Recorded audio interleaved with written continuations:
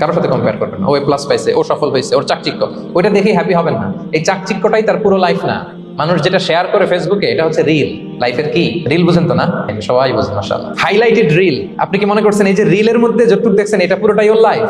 না রে ভাই, ওরও অনেক কষ্ট আছে, ওরও অনেক ব্যর্থতা আছে, ফেলিওর আছে, ওইটাও ঢেকে রাখে, ওটা তো প্রকাশ করে না। দেখবেন আমরা ফেসবুকে ছবি শেয়ার দিলে কি করি? সবচেয়ে ভালো ছবিটা খুঁজি, হাসি দেওয়া, স্মাইলিং ফেস, স্মার্ট লাগতেছে, সুন্দর পিকচার হয়েছে, এটা দিই। কারণ আমি যে হ্যাপি এটা দেখাইতে চাই আমি সবাই, ঠিক কিনা?